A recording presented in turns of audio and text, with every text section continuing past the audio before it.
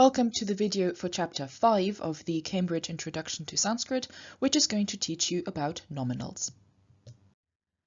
So, what are nominals or nominal forms? They include a couple of categories of words, such as nouns or substantives, like forest, mind, friend, person, thing, and so on. Pronouns, such as he, she, this, what, whoever. Adjectives, such as beautiful, precise, or new. Participles, such as running, standing, thinking, and so on. And all of these are grouped together here because of shared features. Specifically, they are all marked for the same grammatical categories, namely case, number, and gender. So let's begin by looking at case. Case is a technical grammatical term, and it's defined as that which indicates the role a nominal form plays in a sentence.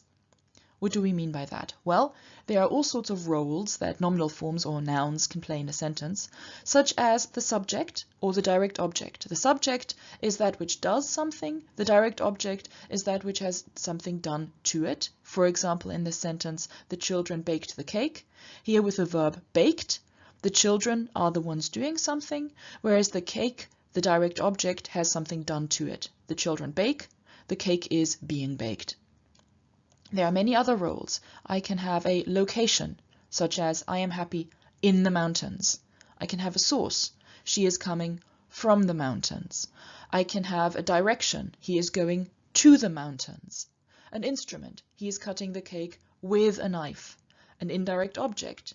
He gave some cake to his friend, and so on. Those are the roles that case can mark a noun for. Now, English expresses different case roles in two different ways. One with prepositions and two by means of word order. The first sentence here, the children baked the cake, is an example of case roles being expressed by means of word order. So the children baked the cake has the children before the main verb and the cake after the main verb. This is the only thing that expresses that the children are the subject and the cake is the direct object. If I were to change just the word order, the cake baked the children, then the cake, now standing before the main verb, would automatically be interpreted as the subject, whereas the children, now standing behind the main verb, would automatically be interpreted as the direct object, the thing being baked, no matter how unlikely, I admit, that is. Other roles are in English expressed by means of prepositions. So, for example, an instrument would be expressed by means of the preposition with. The father cut the cake with a knife. An indirect object could be expressed by means of the preposition to, or also for. We have an example of to in the sentence at the bottom. The child gave some cake to his friend. To his friend would be the indirect object, and it's here marked by means of the preposition to. Sanskrit has pretty much the same kinds of case roles or case functions that English does, but it expresses cases differently, namely by means of endings. These endings are added to what we call a noun stem. Remember, we had verb stems earlier, now we have noun stems. And to give you an example of such a noun stem, the word for forest is wana. And if I say wana with the hyphen at the end of the form, I'm using that hyphen to indicate that this is not a complete form, but instead it is just the stem. If I want to have a complete form of the word for forest, then I have to add a case ending. And for example, we have the genitive case ending wanasya, so sya, wanasya, which means of the forest. Wanat, which means from the forest. Wane, in the forest. Waneshu, in the forests. So all these different ideas that can be, or all these different roles that can be played by the word forest in different sentences are expressed solely by means of these endings that are added to noun stems. Let's thus look at the exact cases that Sanskrit has. There are 8 of them. And the first one in the traditional way of listing the cases is the so-called nominative. The nominative is the case of the subject of a sentence, i.e. what the sentence is about, and of anything that refers to that subject. The cat scratches the thief. The cat is the subject, it's the thing that the sentence is about. The dog sleeps. The dog is the subject. Again, the cat and the dog would therefore be in the nominative. He is the king, she is wise, she became queen, he did this as king, all have more than one nominative, because he is the king has he as the subject, but the king refers to he, describes him, and given that he is in the nominative, the king, the thing that which describes him, would also be in the nominative. She is wise, same thing, wise describes her, she is the subject, she thus is in the nominative, and therefore wise also is in the nominative. Look especially at the last example, they are seen by the king. Here, they is what the sentence is about, but note that even though they are the subject, they're not actually the ones that are doing anything, but rather whenever you have a sentence with a passive verb, they are seen would be passive, then the subject of such a passive sentence would be the thing that actually has something done to it. Still, we consider it to be the subject of the sentence, and we therefore put it into the nominative because it is that which the sentence is about, that which the sentence focuses on.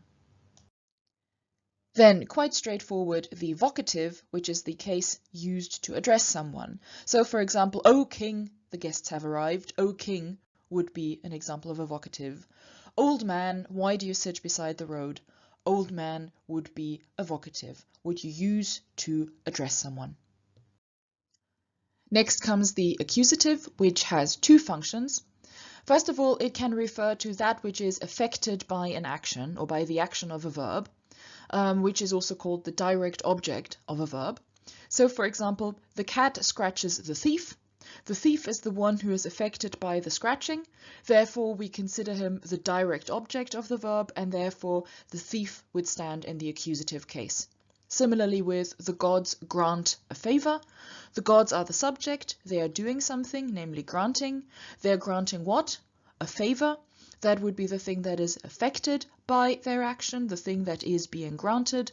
Therefore, we consider it the direct object of the verb, and therefore it stands in the accusative.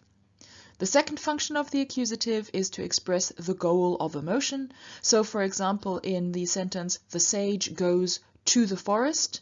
To the forest in a Sanskrit sentence would stand in the accusative because it expresses the direction in which a motion is going or the goal of that motion. Next up is a case with a more useful name, the instrumental. The instrumental expresses the instrument with which something is done. So, for example, he cuts the cake with a knife. With a knife would be the instrument. In English, this is expressed by means of the preposition with, and in Sanskrit, it would simply be expressed by means of an instrumental ending. Secondly, the instrumental refers to the person by whom something is done. So, for example, the cake was made by her. In a way, you could say that she is an animate or a living instrument by means of which or by whom something is done. So the cake was made by her. By her would also be an instrumental. And then finally, someone together with whom something is done.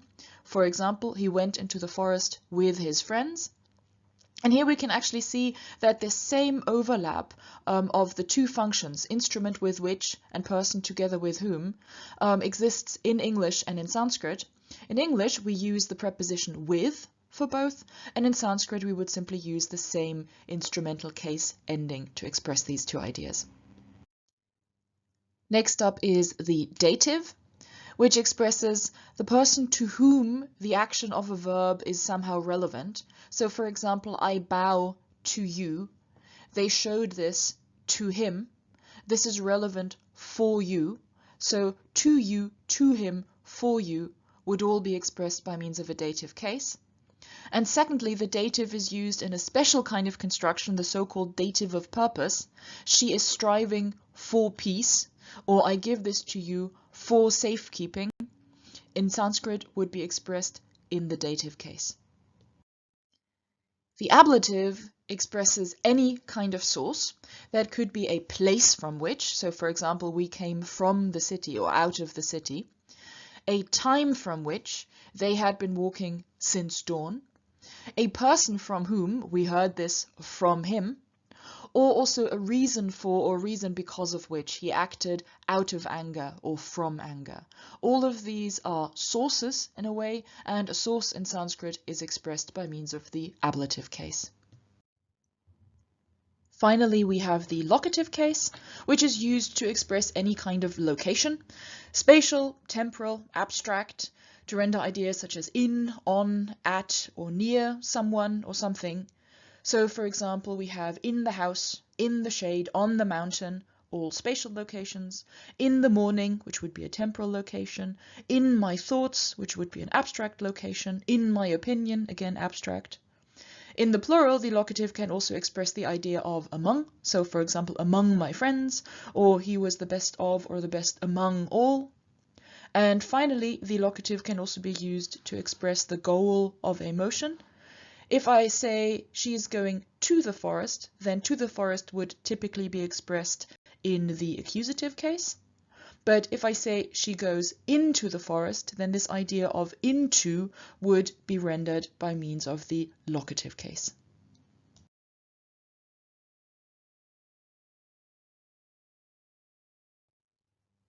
Next up comes the category of number, and number in nouns or in nominal forms is the same as in verbs. We have singular, dual, and plural. The singular is used to refer to exactly one, the dual is used to refer to exactly two, and the plural is used to refer to more than two. And again, in Sanskrit, number would be indicated by means of endings. So, for example, I have Raja, which means king, Raja now, two kings, and Rajanach, which would mean kings, i.e. more than two kings, many kings. And those would be singular, dual, and plural, respectively. Finally, we have gender. And again, gender is here used as a grammatical term. It's not to be equated with biological sex. Sanskrit and English both have three grammatical genders: masculine, feminine, and neuter. In English, grammatical gender and biological sex actually overlap, and they're mostly visible in pronouns. So, for example, I see the man, he is standing in the street, he is referring to the man, and I'm using the masculine pronoun because I'm referring to someone who is biologically male. I see the woman, she is standing in the street, she is referring to the woman, and I've chosen she rather than he because I'm referring to someone who is biologically female.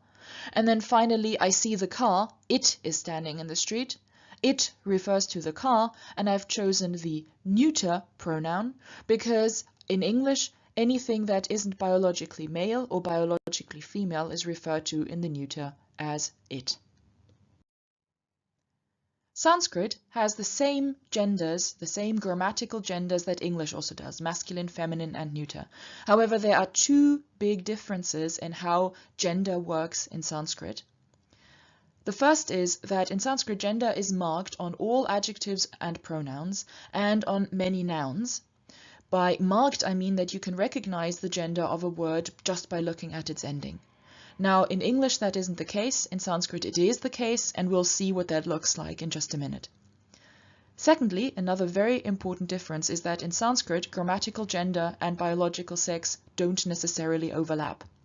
If you remember in English, any biologically male being would be grammatically masculine, any biologically female being would be grammatically feminine, and anything else would be neuter, would be it.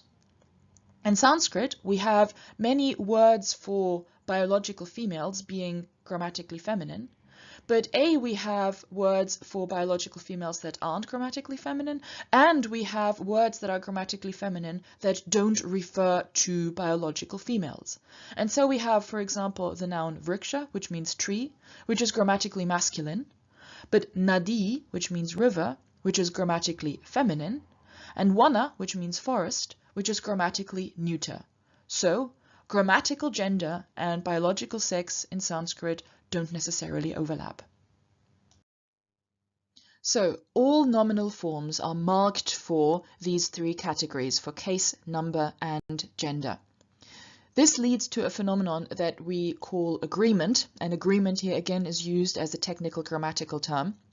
When an adjective or a pronoun refer to a noun, they need to agree in case, number, and gender with that noun. A noun has one fixed grammatical gender, so it's either masculine or feminine or neuter. Adjectives and pronouns, on the other hand, have forms for all the different genders so that they can agree with any kind of noun. An adjective referring to a masculine noun, for example, thus needs to appear in its masculine form.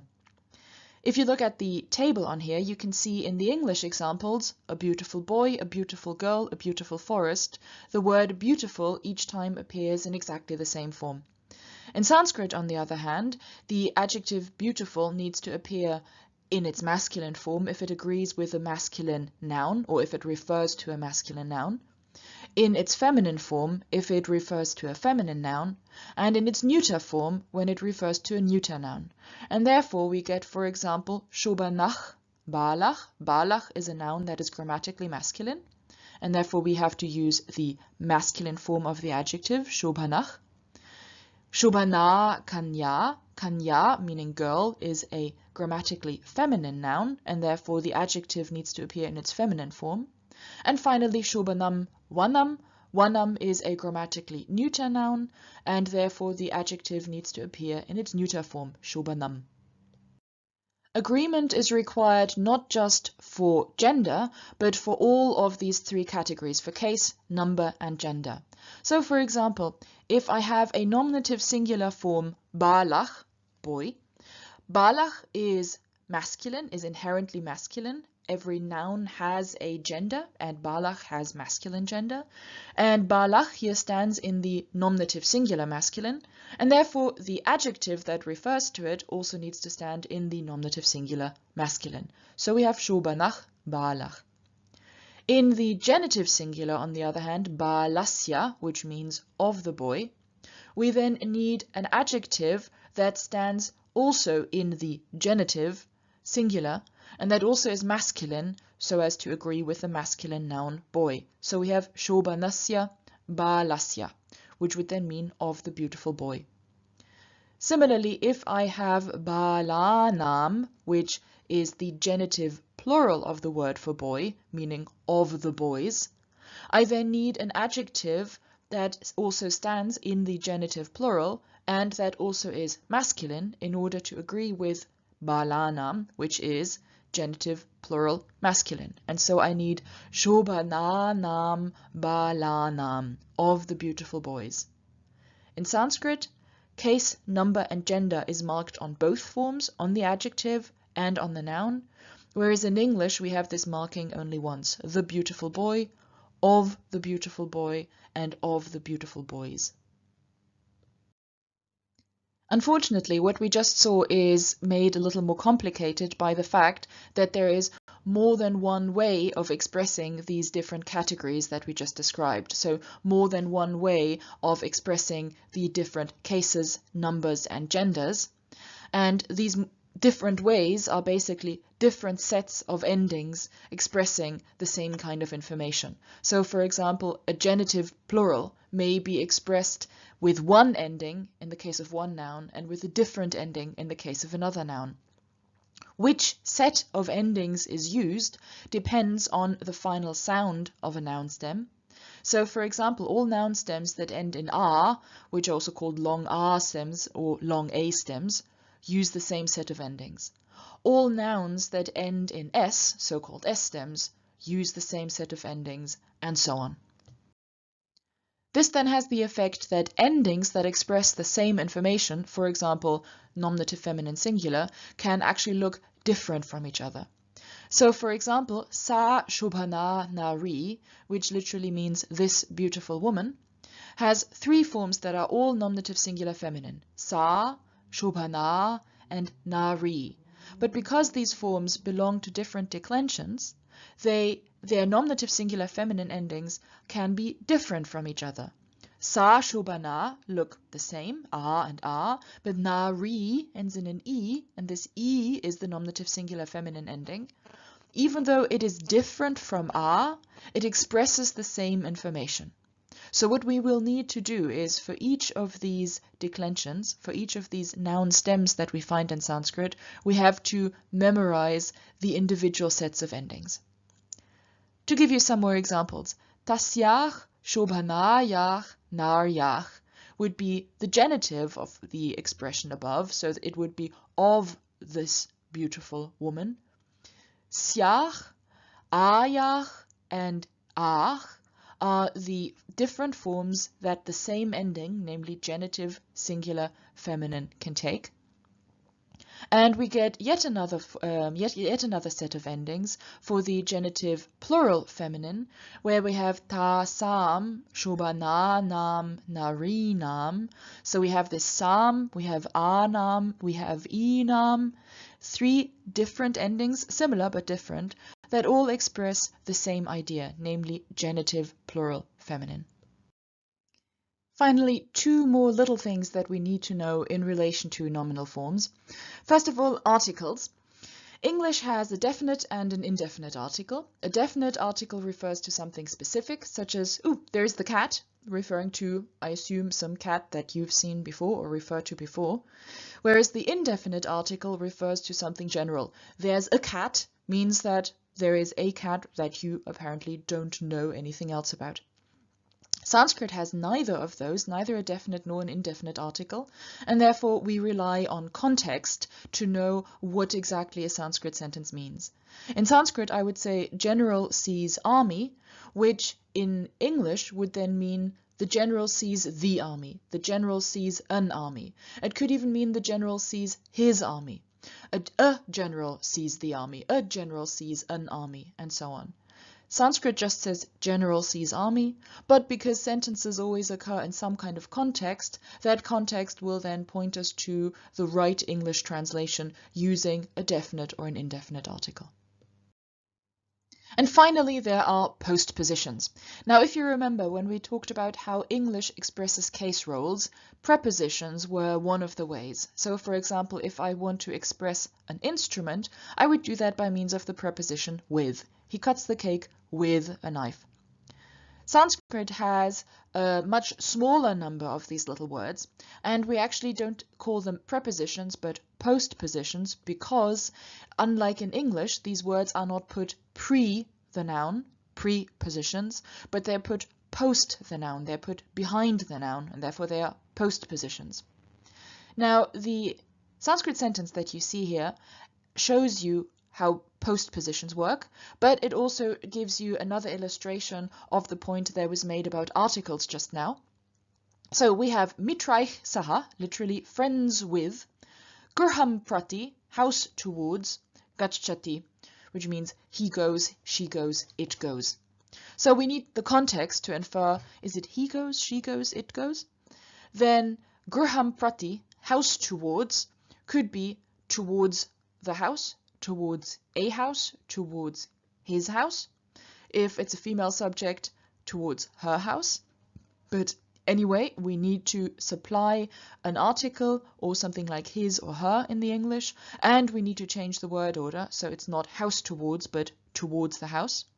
And then finally, the same thing applies to friends with, mitraich saha, which would have to mean with friends, with his friends, with her friends, again with a changed word order, not friends with, but with friends, and again with something more specifying inserted in between, with his friends, with her friends, and so on.